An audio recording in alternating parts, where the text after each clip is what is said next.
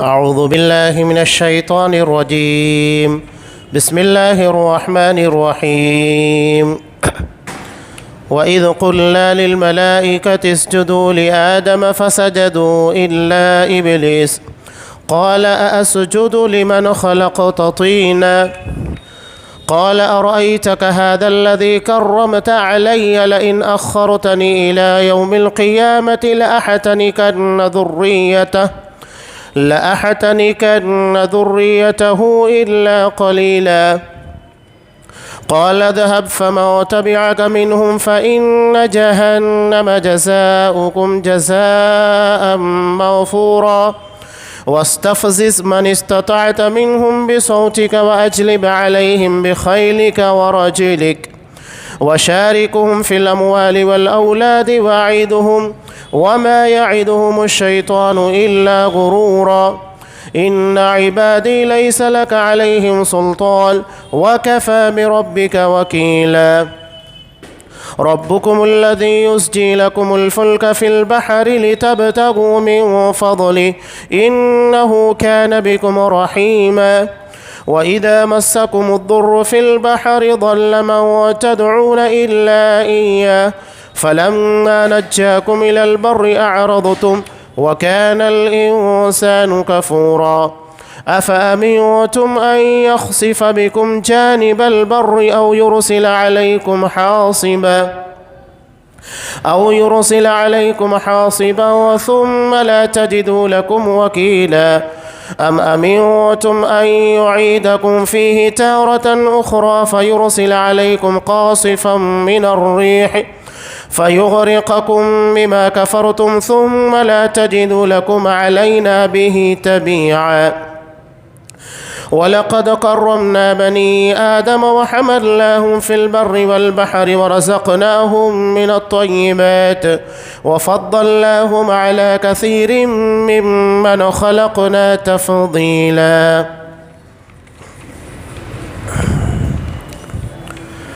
اور یاد کرو جب ہم نے فرشتوں سے کہا کہ آدم کو سجدہ کرو تو ابلیس کے سوا سب فرشتوں نے اسے سجدہ کیا.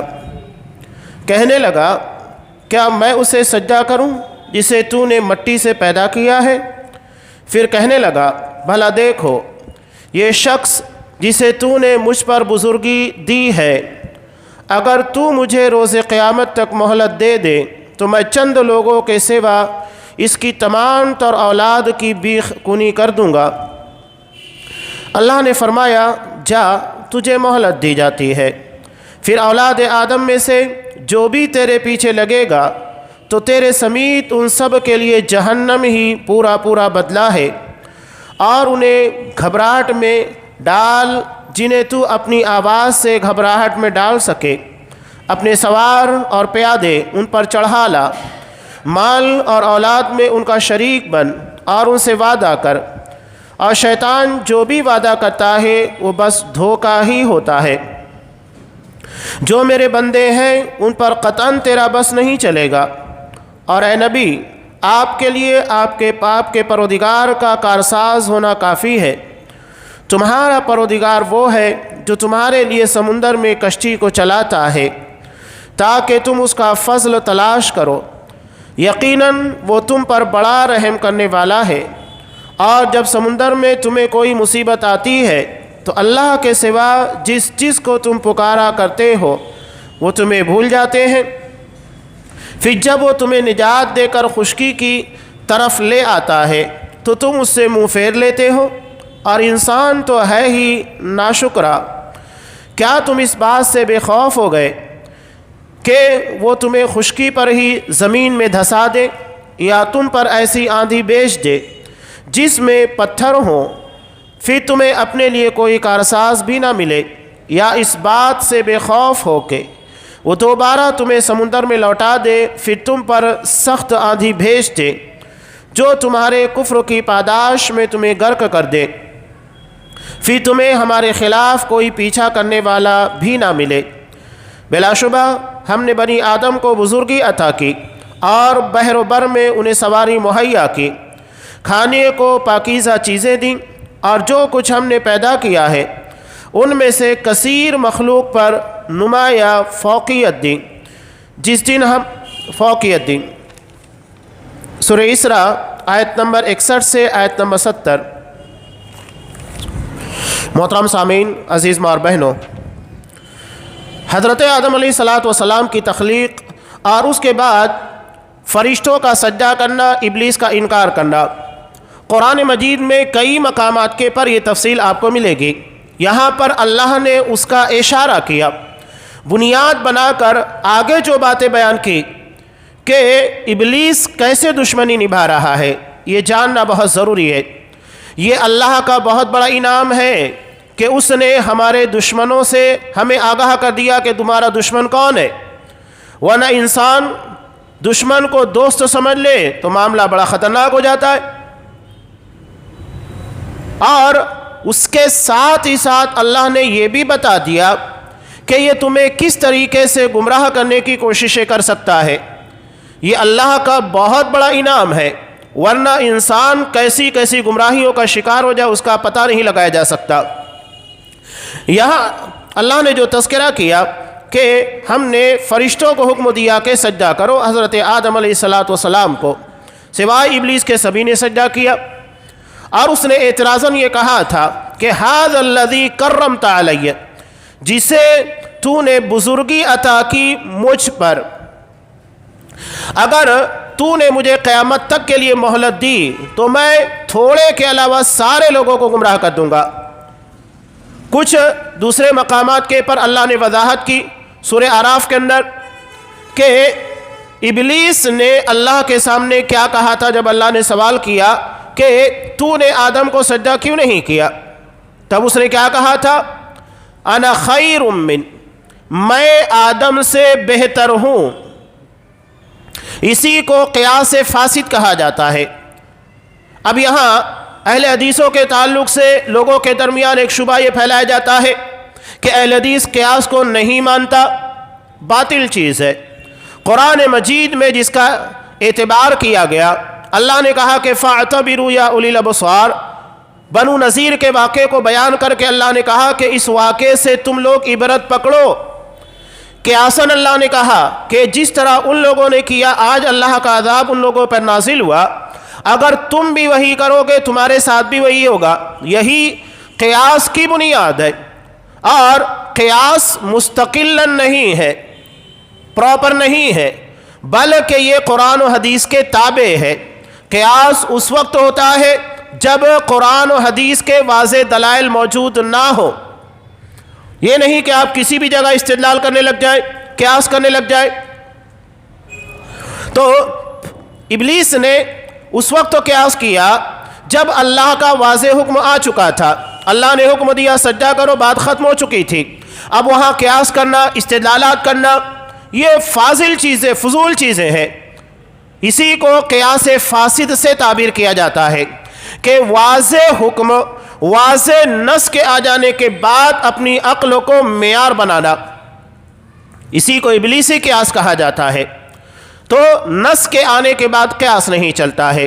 اس نے کہا میں بہتر ہوں، مجھے آگ سے پیدا کیا گیا ہے اور اسے مٹی سے، اور مٹی جھکتی ہے نیچے جاتی ہے، آگ اوپر جاتی ہے، لہذا آگ جھکے گی نہیں، مٹی کو جھکنا ہوگا۔ یہ اس نے اپنا قیاس اور اپنی عقلوں کو لڑھایا۔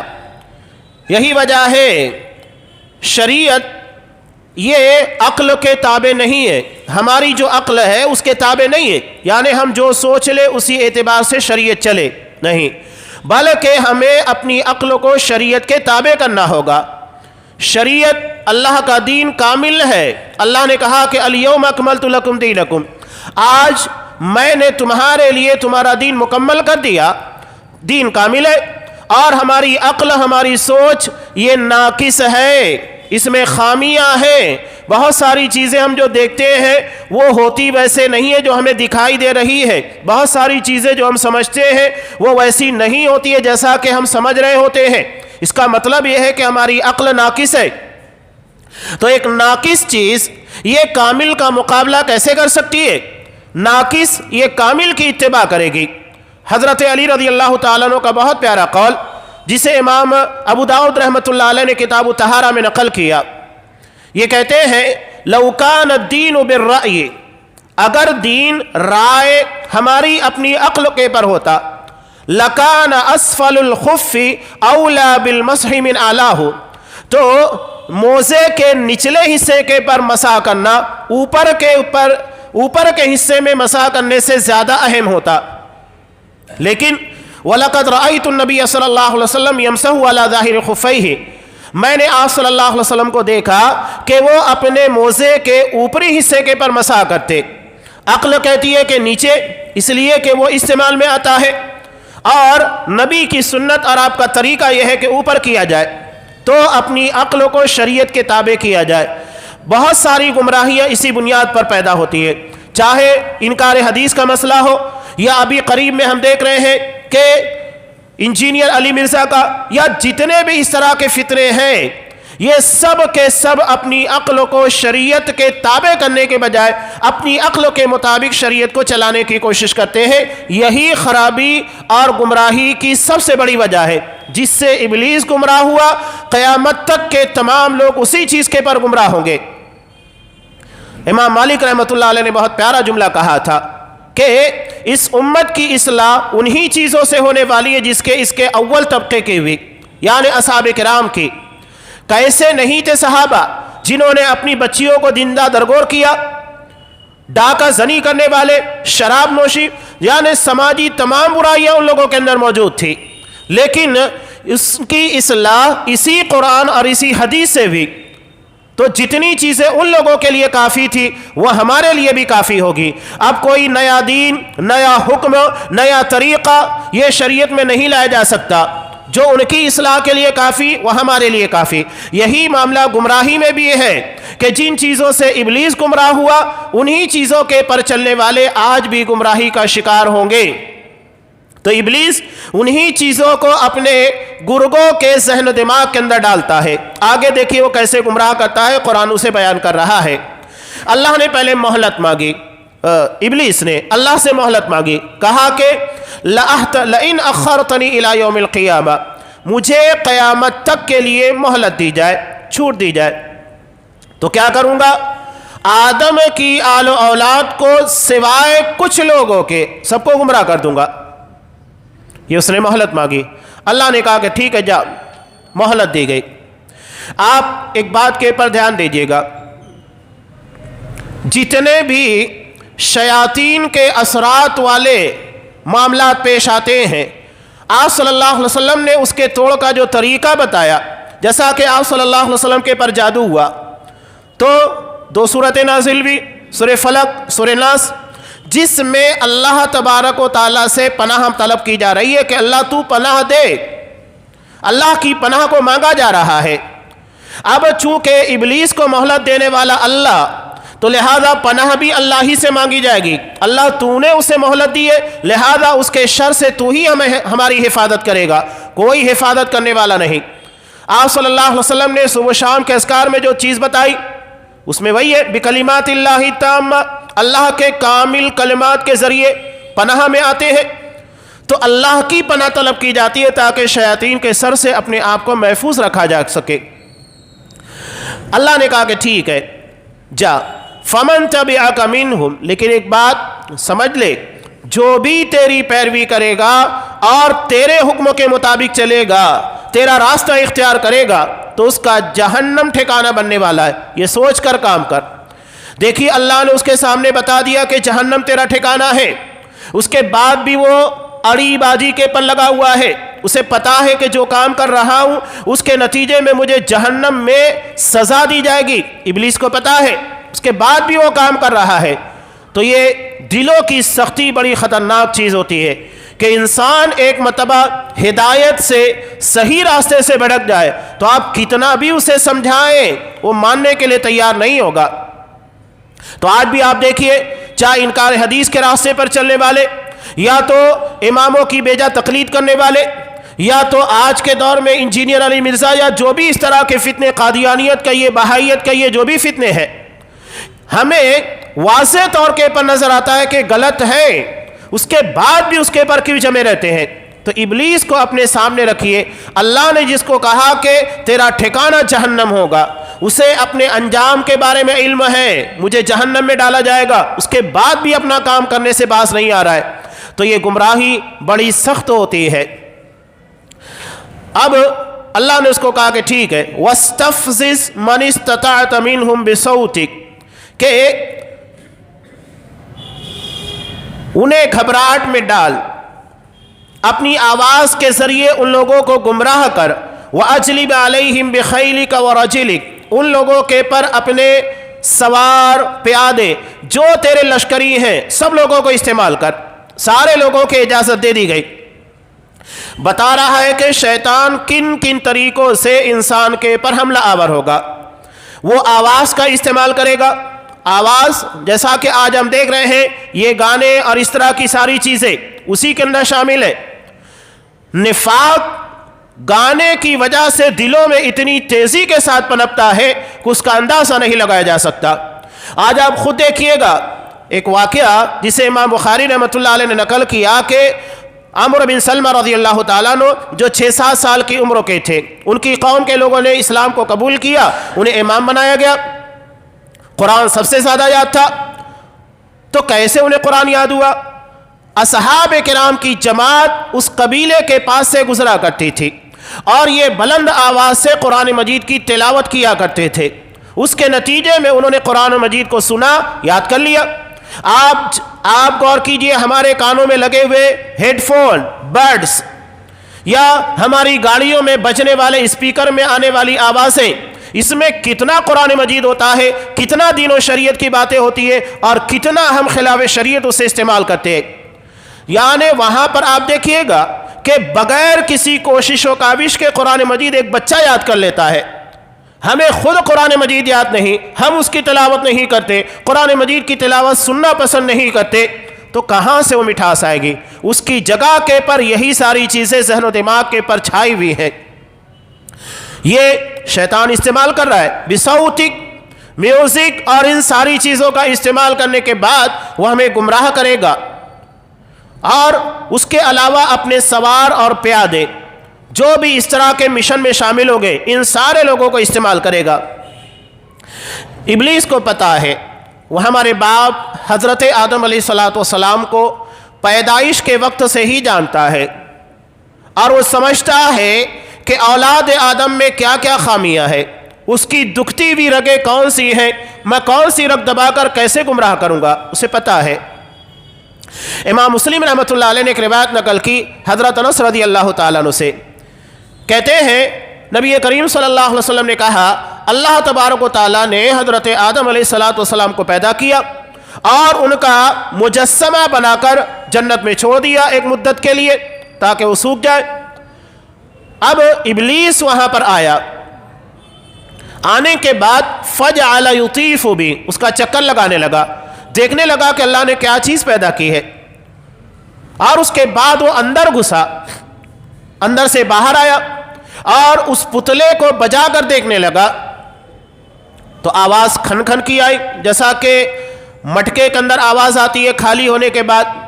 تو وہ جملہ کیا کہتا ہے، اس کا تبصرہ، اس کا کمنٹ سے دیکھیے.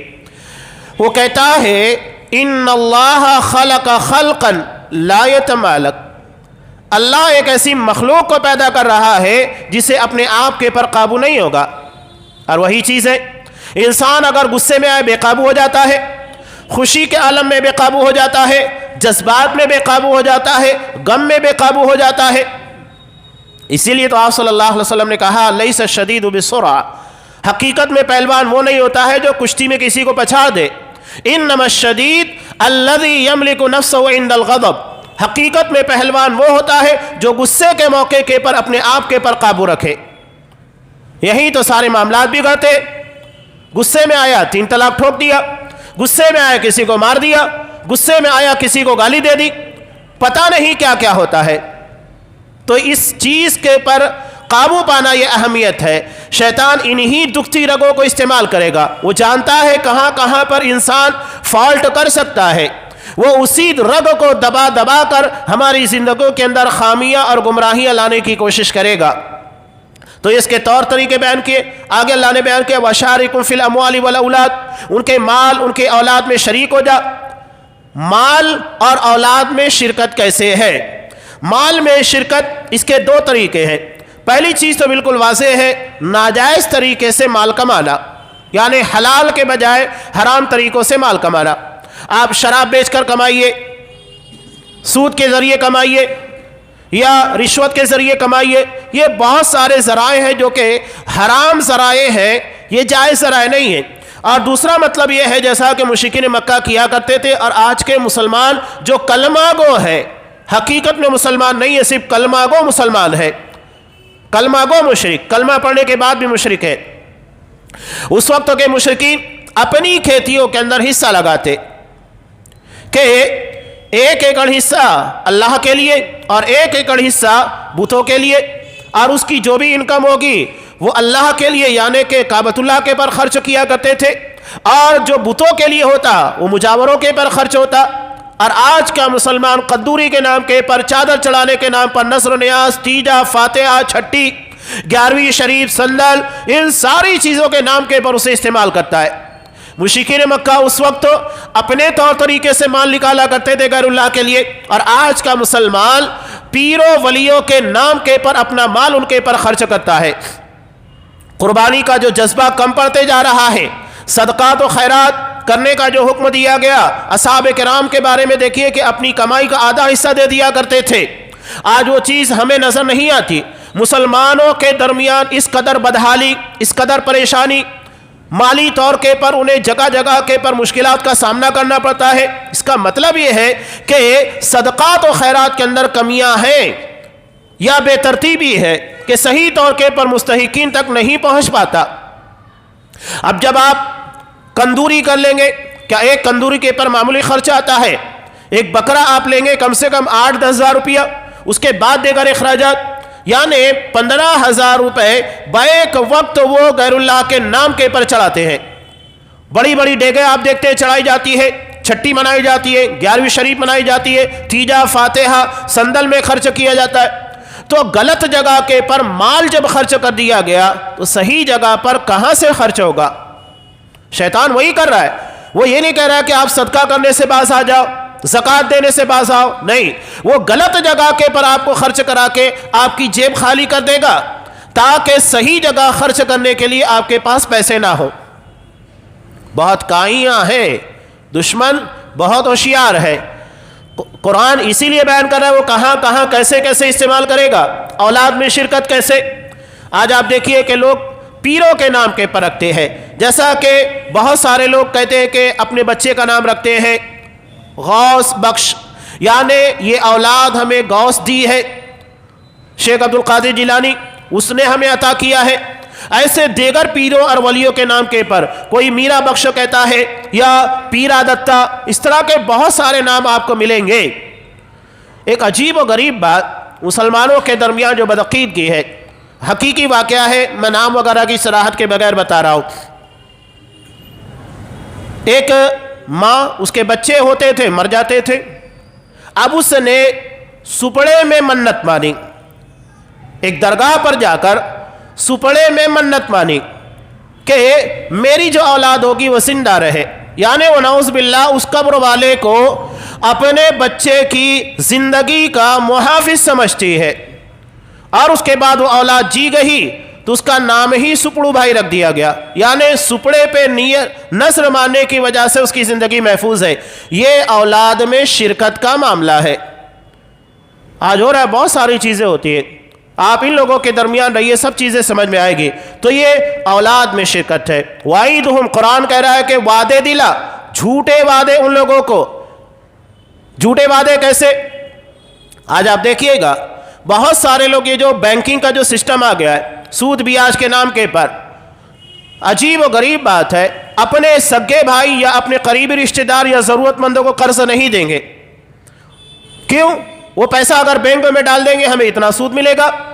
آج مسلمانوں کے کروڑوں اربوں روپے صرف ہمارے اپنے شہر کے اندر بینکوں کے اندر ہے، اس سے آپ اندازہ لگائیے سود کی رقم کتنی آتی ہوگی.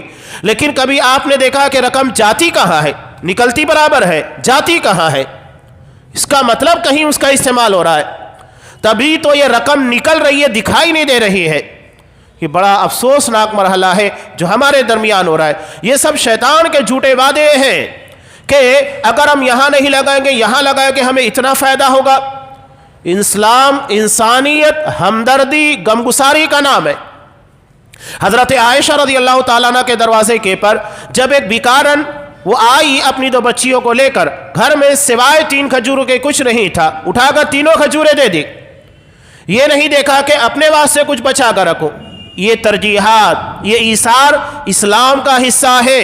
असहाबे किराम तो मरते वक्त भी मैदान कारज़ार में तरजीह दिया करते थे, मोहब्बतें परवान चढ़ती है इससे। और अगर हम दूसरों की रोटी और निवाला छीनने की कोशिश करेंगे, दूसरों की राह में रुकावटें डालने की कोशिश करेंगे, तो समाज बिखरेगा, दुश्मनियां परवान चढ़ेगी। ईसार और मोहब्बत, कुर्बानी की बुनियाद के पर मुआशरे के अंदर हमदर्दी परवान चढ़ती है।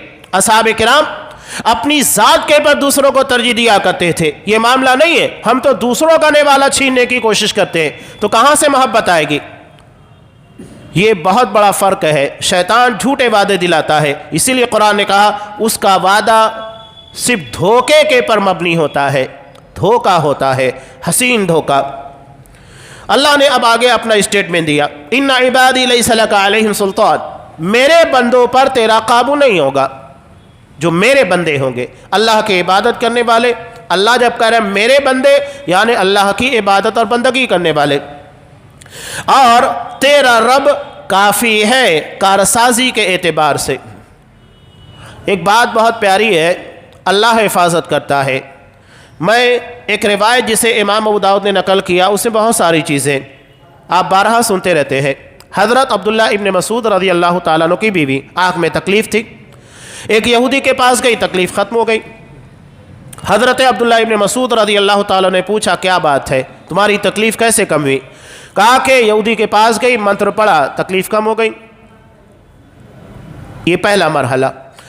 दूसरा, हज़रत अब्दुल्ला इब्न मसूद रज़ी अल्लाह ताला अन्हु का कमेंट, उन्होंने कहा कि शैतान है, तुम्हें तकलीफ़ देता है ताकि तुम गलत जगह के पर जाओ, बदअकीदगी का शिकार हो, और फिर जब वहाँ चली जाती है उसका मकसद पूरा होता है, तुम्हें तकलीफ देना छोड़ देता है, वो अपना काम करके निकल गया। अब तुम अल्लाह को छोड़कर उस यहूदी और उसके मंत्र के पर यकीन रखोगे। यही मामला आज के झाड़ फूक करने वालों का भी है। तजुर्बात बयान करते हैं, अरे मैंने ये कर लिया, किताब और सुन्नत से तो साबित नहीं है, कहते हैं देखो ये करने से ये फ़ायदा हो गया। ये रिवायत सामने रखिएगा, शैतान गुमराह कर रहा है। अकीदा अगर मजबूत होगा तो जो चीज़ तजुर्बे के एतबार से कामयाबी नज़र आ रही है, अकीदे के एतबार से गुमराही नज़र आएगी।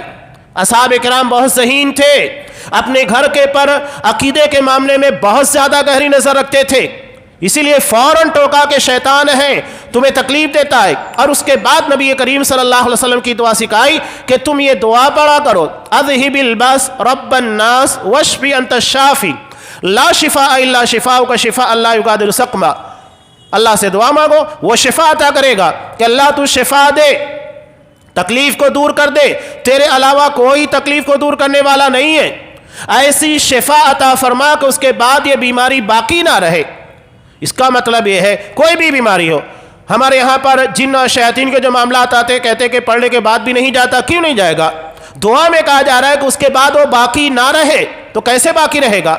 अल्लाह अगर सही तरीके पर ईमान और अकीदे के साथ इन चीज़ों को इख्तियार किया जाए तो यकीनन ठीक होगा। हमारे यहाँ बदअकीदगी की इंतहा ये है कि फला आलिम या फला झाड़ फूक करने वाले राकी से अगर हम झाड़ फूक कराएंगे, रुकिया कराएंगे, तभी ठीक होगा। यही तो हमारी बदअकीदगी है, यानी हम शिफा देने वाला अल्लाह के बजाय उसको समझ रहे। वो जब हमारे पर दम करेगा, रुकिया करेगा, तो हम ठीक हो जाएंगे। ये तो बदअकीदगी है ना कि हम अल्लाह के बजाय किसी और को। आप सल्लल्लाहु अलैहि वसल्लम ने असहाबे किराम के दरमियान सब बताया कि नहीं? ये जो अज़कार बताए, सूरह फलक सूरह नास नाजिल हुई, क्या ये काफ़ी नहीं? जिसके ज़रिए नबी के पर होने वाले जादू का असर ख़त्म हो सकता है, वो चीज़ हमारे लिए काफ़ी क्यों नहीं हो सकती है? सहाबा ने जितना इस बाब में किया उतना हमारे लिए काफ़ी है। उसके आगे बढ़ने की कोशिश करेंगे तो गुमराही आएगी। कुरान आप सल्लल्लाहु अलैहि वसल्लम ने साफ क्या कहा? तरक्तु फीकुम अमरैन, दो चीज़ें तुम्हारे दरमियान छोड़कर जा रहा हूँ, अल्लाह की किताब और मेरी सुन्नत। لن تضلوا بعدہما، اس کے بعد تم کبھی گمراہ نہیں ہوگے۔ گمراہی اس کے بعد ہے اگر ہم کتاب و سنت کو کراس کریں گے، تجربات یا اپنے عملیات کو پیش کریں گے، مجرب نسخہ ہے، یہ گمراہی کی وجہ ہے۔ شیطان ہمارے عقیدے کو اس طرح خراب کرتا ہے۔ آگے اللہ نے بیان کیا کہ اللہ تمہیں سمندر میں، کشتی میں نجات دیتا ہے، اور یہ محض اس کے فضل کی بنیاد کے پر ہوتا ہے۔ چاہے تمہیں خشکی میں یا تری میں کوئی بھی مصیبت آئے، اللہ ہی تمہیں نجات دیتا ہے، اور وہ چاہے تو تمہیں ایسے ایسے طریقے سے سزا دے سکتا ہے۔ ان یخسف بکم جانب البر، زمین کے کنارے، او یرسل علیکم حاصبا، یا تو آسمان سے کنکریاں بارش نازل کر دے، اس کے بعد تم اللہ کے سوا کسی کو اپنا وکیل کارساز نہیں پاؤ گے، یا اللہ تبارک و تعالیٰ تمہارے پر آندھیاں بھیج دے، تمہیں سمندر میں غرقاب کر دے۔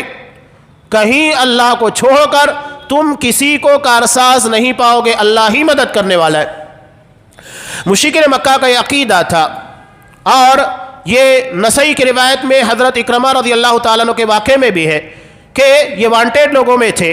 مکہ فتح ہوا، آپ صلی اللہ علیہ وسلم نے ان کے بارے میں کہا تھا، اور کچھ لوگ تھے کہ یہ جنگی مجرم ہے، انہیں کہیں بھی پانا مار دینا، چاہے وہ کعبۃ اللہ کا پردہ پکڑ کر لٹکے ہوئے ہوں، انہیں پتا تھا مجھے مار دیا جائے گا۔ مکہ چھوڑ کر راہ فرار اختیار کی، کشتی کے اندر بیٹھے سمندر کا سفر کر رہے تھے، کشتی طوفان کا شکار ہو گئی۔ اب اللہ نے، کیپٹن نے کہا کہ صرف اللہ سے مدد مانگو، اللہ کے سوا کوئی مدد کرنے والا نہیں۔ تو اللہ جس کا سینہ کھولنا چاہے تو بڑی آسانی کے ساتھ ہدایت کو پا سکتا ہے۔ وہ ہدایت کے قابل تھے، اللہ نے ہدایت دی۔ وہ یہ سوچنے لگے کہ جب اللہ اکیلا میری یہاں مدد کر رہا ہے، اب یہاں لات و منات، عزا، اصاف، نائلہ، کوئی دیوی دیوتا ہماری مدد نہیں کر رہے، تو جب اکیلا اللہ یہاں ہماری مدد کر سکتا ہے تو زمین کے پر کیوں نہیں؟ دل میں پختہ عہد کیا کہ اللہ نے اگر مجھے نجات دی تو میں یقیناً مسلمان ہو جاؤں گا، اور شرک کے ان تمام گورکھ دندوں سے اپنے آپ کو بچاؤں گا۔ دل سے نکلنے والی آواز جس میں اخلاص تھا، اللہ نے قبول کیا، اور اس کے بعد نجات دی، مسلمان ہو گئے۔ تو یہ مشرکین مکہ کا معاملہ، اور مسلمانوں کا معاملہ اس سے گیا گزرا کہ وہ مصیبتوں میں صرف اللہ کو پکارتے تھے۔ یہاں تو عام حالات میں بھی اللہ تبارک و تعالیٰ کو چھوڑ کر دوسروں کو پکارا جاتا ہے، مشکلوں میں بھی۔ شیعہ لوگوں کا مشہور شعر کہ نادی علی مظہر العجائب تجد عونا لک فی النوائب، کہ حضرت علی کو پکارو مصیبتوں میں، وہ تمہاری مصیبتیں دور کریں گے، تم انہیں اپنا مددگار پاؤ گے۔ یہ چیز ہمیں بریلویوں کے ہاں نظر آتی ہے۔ یہ جو کہا جاتا ہے نا علی مشکل کشا، یہ وہی ہے کہ حضرت علی رضی اللہ تعالیٰ عنہ ہماری مصیبتیں دور کرنے والے، حاجت روائی کرنے والے، زندگی کی پریشانیوں کو دور کرنے والے ہیں۔ یہ کھلا کھلا شرک ہے جو مشرکین مکہ میں تھا، اور اس سے کہیں زیادہ اپڈیٹ ہو کر اور بڑھ چڑھ کر مسلمانوں کے درمیان پایا جاتا ہے۔ اب یہاں ایک اہم بحث، قرآن مجید نے کہا وَلَقَدْ كَرَّمْنَا بَنِي آدم، ہم نے بنی آدم کو تکریم عطا کی، اشرف المخلوقات کا مسئلہ ہے۔ اللہ نے کہا کہ تکریم عطا کی، بزرگی، عزت۔ انسانی زندگی پر آپ غور کریں کہ انسان دیگر مخلوقات کے مقابلے میں اپنے سانچے اور اپنی جسمانی ساختوں کے اعتبار سے سب سے بہتر ہے۔ قرآن نے جس کو کہا احسن تقویم، سب سے بہترین سانچے میں انسان کو پیدا کیا۔ یہ دو پیروں کے پر بیلنس بناتے ہوئے آسانی کے ساتھ چل سکتا ہے۔ علاوہ ازیں انسان کے جو اعضاء ہیں یہ کثیر المقاصد ہے، بہت سارے کام ہوتے ہیں۔ ہمارے اپنے ہاتھ کی انگلیوں پر انسان غور کرے کہ انگوٹھے کا کام کتنا زیادہ ہے، انگلیوں کا کام کتنا زیادہ ہے، اور اللہ نے جسے فولڈ کرنے کی صلاحیت دی، جوڑ 360 جوڑ، اس کے الگ الگ فائدے ہیں۔ جتنا زیادہ اللہ کی اس کاریگری پر غور کریں گے اتنا زیادہ اللہ کی نعمتوں کا احساس ہوگا۔ علاوہ ازیں انسانی بچہ جو دیگر مخلوقات کے مقابلے میں بہت ہی کمزور اور نحیف ہوتا ہے، لیکن دھیرے دھیرے ترقی کرتے کرتے بڑے بڑے جانوروں کو، بڑی بڑی چیزوں کو اپنے قابو میں کر لیتا ہے۔ آپ خود غور کیجئے کہ ہم دیکھتے ہیں کہ بڑا بڑا جانور، اونٹ دیکھ لیجئے، ہاتھی ہے، آسانی کے ساتھ انسان کا ایک بچہ اسے اپنے قابو میں رکھ کر لے جاتا ہے، بلکہ درندوں کو قابو کر لیتا ہے۔ اتنا زیادہ اللہ نے صلاحیت عطا کی۔ اب یہاں ایک اہم مسئلہ کہ کیا تمام انسان اشرف المخلوقات ہے؟ ساخت کے اعتبار سے اور جسمانی اعتبار سے اللہ نے انسان کو احسن تقویم بنایا، یہ بات صحیح ہے، لیکن اشرف ہونا یہ الگ مسئلہ ہے۔ شرف یہ بزرگی اور اللہ کے مقام اور مرتبے کے اعتبار سے ہے۔ اللہ نے تکریم بزرگی عطا کی جیسا کہ بیان کیا گیا، اور اشرفیت یہ بات تو طے ہے کہ آپ صلی اللہ علیہ وسلم تمام مخلوقات میں سب سے افضل ہے، اور اس کے بعد انبیاء کرام کی جماعت۔ لیکن کیا انسانوں میں ابو جہل بھی ہے، قارون بھی ہے، فرعون بھی ہے، یہ بھی افضل ہے، اشرف ہے؟ نہیں، یہ افضل نہیں ہے، بلکہ مشرکین کے بارے میں قرآن مجید نے کہا سورہ بینہ میں اولئک ہم شر البریہ، یہ مخلوق میں سب سے بدتر لوگ ہیں، سب سے برے لوگ ہیں۔ تو اصل اشرفیت عمل کی بنیاد کے پر ہے، نہ کہ محض انسان ہونے کی بنیاد پر۔ یہ بات یاد رکھیے، اللہ نے جو بات یہاں پر کہی وہ ہماری تخلیق کے اعتبار سے ہے، نہ کہ عمل کے اعتبار سے۔ عمل کے اعتبار سے جو فضیلت ہے وہ انبیاء کو حاصل ہے، اور اشرفیت آپ صلی اللہ علیہ وسلم کو، انبیاء کرام کو ہے، اس لیے کہ فرشتے سب سے افضل تھے۔ حضرت آدم علیہ السلام کو سجدہ کیا، اس کا مطلب یہ ہے کہ یہ اشرفیت اب حضرت آدم علیہ السلام اور ان کی اولاد میں منتقل ہو گئی، لیکن وہی جو کہ اللہ تبارک و تعالیٰ کے بندے ہیں، عبادی، جس کو اللہ نے کہا میرے بندے، ہر کسی گنہگار اور بد عمل کے لیے نہیں ہے۔ ابھی اس ضمن کی کچھ باتیں اور بھی اہم ہیں، انشاءاللہ جو آئندہ درسوں میں تفصیل کے ساتھ بیان کی جائے گی۔ اللہ تبارک و تعالیٰ سے دعا ہے کہ پروردگار ہمارا اصلی دشمن جو کہ ابلیس ہے، اس کے گرگ شیطان ہے، اس کی تمام شرارتوں اور وسوسوں سے ہمارے کردار و عمل کی حفاظت فرما، ہمارے عقیدے کی حفاظت فرما، ہر قسم کی گمراہیوں سے ہمیں محفوظ رکھ۔ آمین۔ وآخر دعوانا ان الحمد للہ رب العالمین۔